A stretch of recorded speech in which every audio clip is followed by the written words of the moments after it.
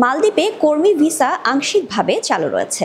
সরকারি খাতে সীমিত আকারে বাংলাদেশি কর্মী নেয়ার পর এবার বেসরকারি নিয়োগকারীদেরও অনুমতি দিয়েছে দেশটির সরকার। তবে দালালদের মাধ্যমে অতিরিক্ত টাকা খরচ না করার পরামর্শ দিয়েছে বাংলাদেশ হাইকমিশন। বিস্তারিত থাকছে ডেস্ক রিপোর্টে। দীর্ঘ বিরতির পর ২০২৩ সালের ডিসেম্বর থেকে বাংলাদেশি কর্মীদের জন্য ভিসা উন্মুক্ত করে দেয় মালদ্বীপের বর্তমান সরকার।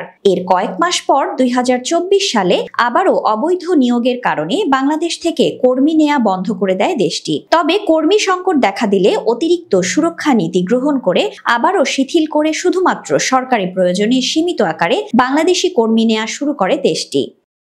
কোটা শেষ হয়ে যাওয়ায় বাংলাদেশ থেকে কর্মী নেওয়া বন্ধ রাখা হলেও ২০২৩ সালের নভেম্বর থেকে ২০২৫ সালের জানুয়ারির মধ্যে সরকারি প্রয়োজনে ১৭,০৩৯ জন বাংলাদেশি ওয়ার্ক পারমিট পান। তবে দালালদের কারণে অনেকে বৈধ সুযোগ থেকেও বঞ্চিত হচ্ছেন।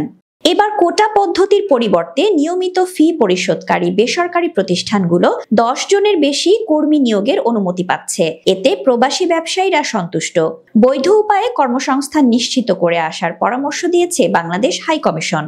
এদিকে অপারেশন কুরাঙ্গি নামের এক বিশেষ অভিযানে পবিত্র রমজান মাসেও চলছে ব্যাপক ধরপাকড়। এর মধ্যেই ৭,৩৭৫ জন অভিবাসীর ওয়ার্ক পারমিট বাতিল সহ ৬,৩১৫ জন অভিবাসীকে নিজ দেশে ফেরত পাঠিয়েছে কর্তৃপক্ষ।